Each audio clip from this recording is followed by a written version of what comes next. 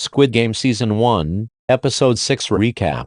There's also the matter of the VIPs that are due to arrive, and whoever is in charge of the frontman. Junho overhears a phone call during which he assures his superior that everything is moving according to schedule, but it's clear that the frontman has responsibilities to a much more powerful and dangerous figure. As for the VIPs, what are we thinking? Rich people wanting to watch the poor be tortured and killed for their own amusement. It's usually that. Anyway, the fourth game requires teams of 2. This causes even more sexism, but also a fair amount of discord since nobody wants to team up with anyone they perceive to be weak. Sangwoo proposes teaming up with Ali, leaving Jihan out in the cold a bit. Sibayak teams up with 240 and in a lovely moment, Jihan pledges himself to 001. That leaves Mineo without a partner, and she's dragged away by the guards. The game looks like it's going to be marbles, which 001 says he was pretty good at in his youth. He says that he and Jihan are now Gganbu, the neighborhood best friend who they trusted the most. They're both excited,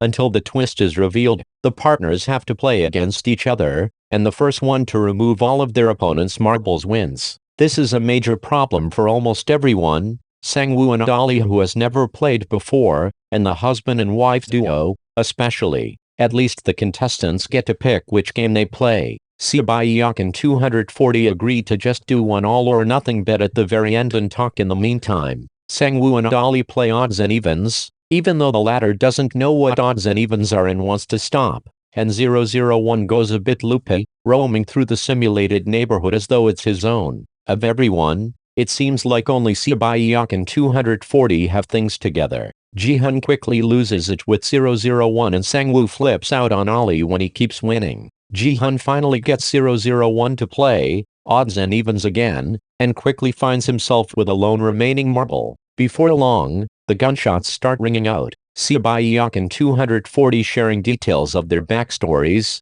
Jihan playing with 001, and Sangwoo talking Ali into an alliance, all form the meat of the drama here. Deoksu also wins his game entirely by chance. Sangwoo's plan for both him and Ali to win together strikes a worrying note of the former trying to betray the latter, and it quickly becomes apparent that 001 is planning a particularly long assisted suicide. Well, more likely he just doesn't have enough of his faculties remaining to play properly, which Jihan tearfully recognizes. 240 finally reveals her name is Jiyoung as she and C. Bayak prepare to determine the winner and loser of their game by seeing who can throw a one marble closest to the wall. In a flurry of scenes, Sangwoo, having tricked Ali into giving up his marbles, takes them to the guard. Just when it seems like 001 is out of marbles, Jihan can't bring himself to loan him a marble. Instead, accepting what he perceives to be a victory, he pulls another out of his pocket and wanders off, much to Jihan's distress.